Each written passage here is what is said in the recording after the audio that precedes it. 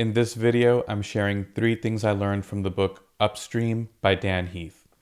We've all heard that saying, an ounce of prevention is better than a pound of cure. Why then do we optimize to deliver pounds of cure? Upstream is a book about solving problems before they happen.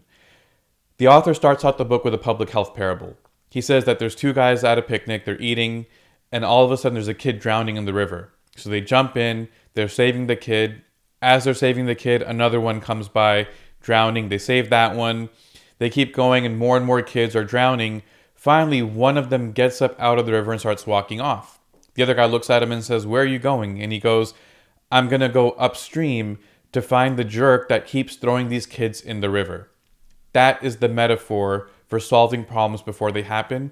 And in this book, Dan Heath explores the reasons why we're sometimes blinded to those types of problems and some strategies in order to tackle them. So in this video, I'm going to focus on 3 specific things. The first is that heroism is a sign of systems failure. This is one that set off a huge light bulb for me. When we think about heroes, particularly in a work environment or professional environment, we think about someone that goes above and beyond the call of duty. We think about someone who comes in and saves the day. They work extra hard, they solve the problem, they avert disaster and all of these different things, and then they're rewarded for it.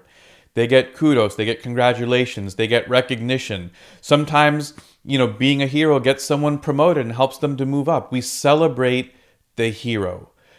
The problem is that the fact that we rely on heroes to fix the problems that we have indicates that there is a systems failure at play.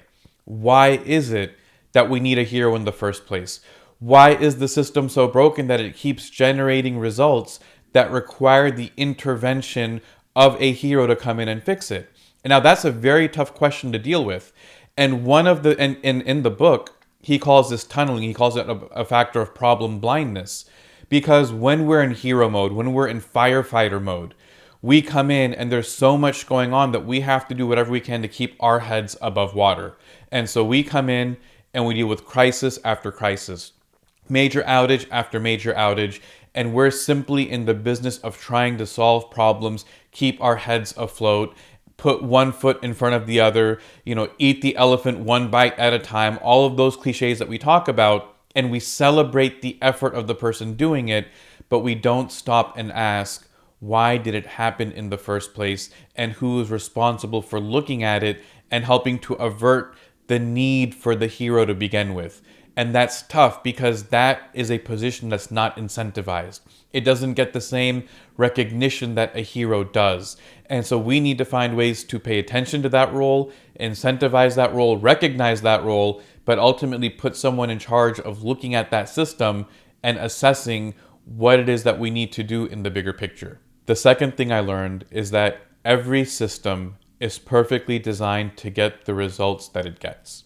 And this is something that applies whether it's a societal issue when we talk about things like systemic racism, systemic poverty, these really large, complex social issues that are affecting us.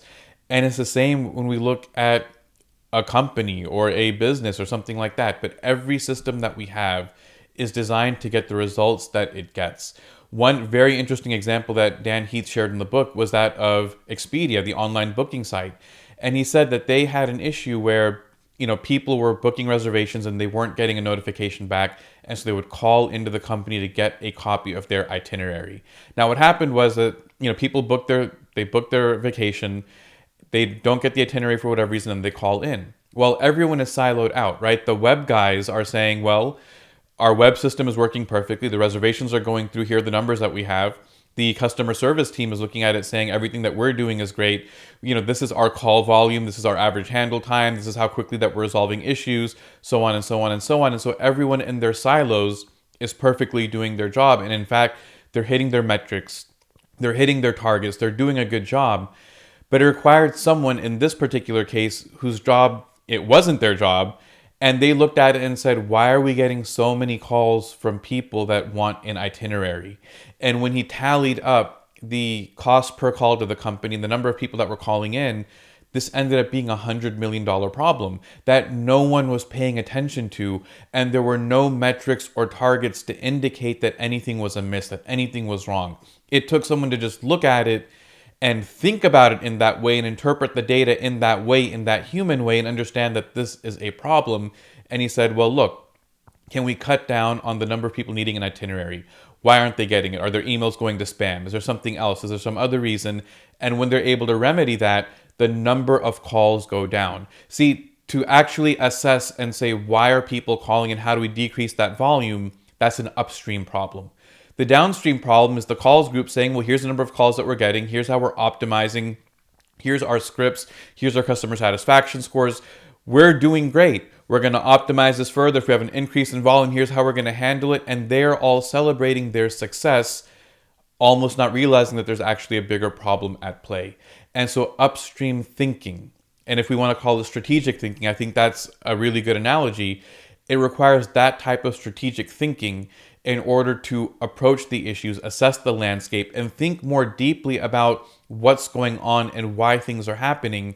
And in many cases, identifying a problem that many people don't even know exist, and in fact is often a bigger problem than the ones that we actually see and interact with on a day-to-day basis. The third thing I learned from the book Upstream is the idea of the Cobra Effect. Now, I've talked about this a little bit in a previous video about second-order consequences, but this is taking that to the next level. The term Cobra Effect was coined during the British colonization of India. And what happened was that there was, all these cobras and they wanted to get rid of them. So essentially, Britain put a bounty on cobras. That if you bring in a dead cobra, we'll give you a certain amount of money. Well, okay, that starts happening. And then people start to realize, like, well, hey, this is a good way of getting money.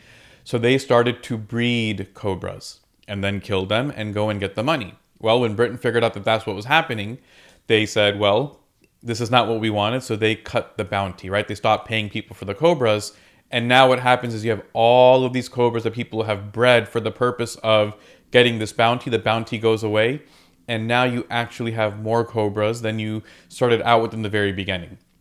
And so when we tackle a problem, we have to look at the behavior that we end up incentivizing, and not just the immediate consequence, but the consequence of the consequence. One example that they share is the idea of the open office, right? This is a new trend that we see in workplaces where, well, the goal that we're trying to achieve is collaboration, synergy, right? The accidental collision and informal learning that happens when you interact with coworkers physically in the same space.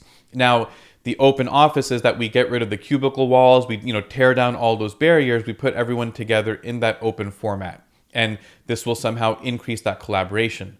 Well, what they ended up finding in places that had the open office format was, now that people were so close together, they were actually hesitant to have open conversation because, one, they didn't want to be loud and disturb others, but also there was no privacy. And so they didn't know who was listening to their conversation, so they just didn't talk.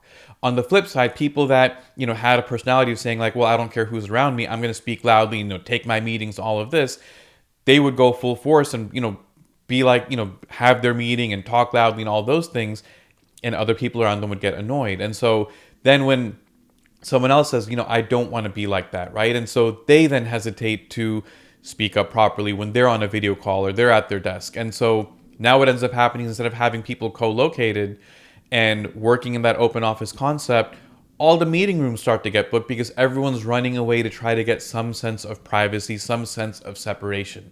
And so theoretically, yes, there should have been an increase in collaboration, but stopping and assessing the consequence of the consequence, right? That second order thinking, you start to see that what you incentivize might not align with the problem that you're trying to solve. That requires, again, that level of upstream thinking in how we're going to approach this problem that we're dealing with. All right, so that's 3 things I learned from the book Upstream by Dan Heath. I've got the link to the book in the show notes below. And as always, if you enjoyed this video, if you found it useful, beneficial, please hit the like and subscribe button and share it with a friend. And see you guys in the next video.